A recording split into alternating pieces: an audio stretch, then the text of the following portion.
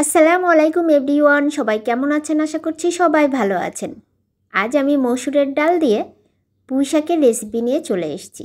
আশা করছি সবারই ভালো লাগবে। আর আমার তো অনেক ভালো লাগে। আমি পুঁই শাক একটু বেশিই পছন্দ করি, সেই জন্য হয়তো এই রেসিপিটা আরও বেশি ভালো লাগে। চলুন যাই মূল রেসিপিতে। প্রথমেই আমি গরম তেলের উপর রসুন থেতো করে দিয়ে পেঁয়াজ আর কাঁচামরিচ দিয়ে লাল লাল করে ভেজে নিব।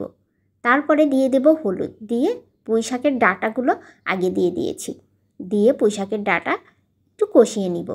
লবণ দিয়ে দিলাম, লবণ দিয়ে এবার একটু ভালো করে কষিয়ে নিব। সামান্য একটু পানিও দিয়েছি।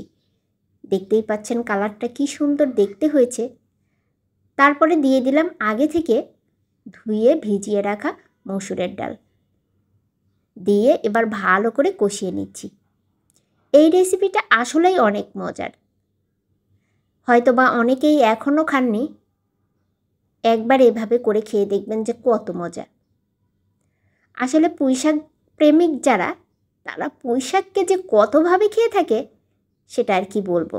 মাছ দিয়ে খায়, ডাল দিয়ে খায়, এমনি ভাজি করে খায়, কতভাবে যে খায়।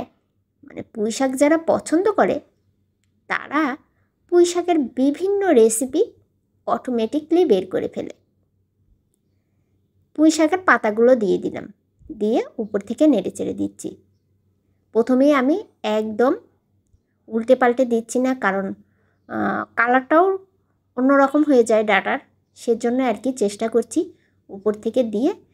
আর নিচের ডাটাগুলোর মধ্যে যেন হলুদ লবণ মশলা ভালোভাবে ঢোকে এবং কালারটাও ভালো থাকে।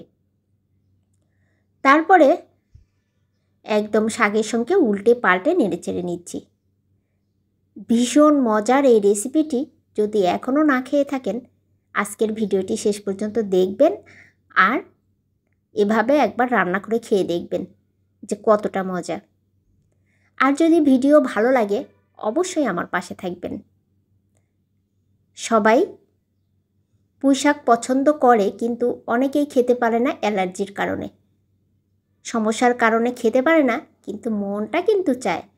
কারণ পুঁই শাক দেখতেই কিন্তু লোভনীয়, একদম সবুজ টাটকা সতেজ পুঁই শাক দেখলে কাঁচাই খেয়ে ফেলতে ইচ্ছে করে। অনেকের মন চাইলেও খেতে পারে না সমস্যার কারণে, কিন্তু পুঁই শাক যে মজা সেটা সবাই জানে, তারাও জানে, বাট খেতে পারে না। আশা করছি সবারই অনেক ভালো লাগলো ভিডিওটি। আর যারা খেতে পারেন তারা একবার এভাবে খেয়ে দেখবেন, আসলেই মজা। সবাই ভালো থাকবেন, সুস্থ থাকবেন। আল্লাহ হাফেজ।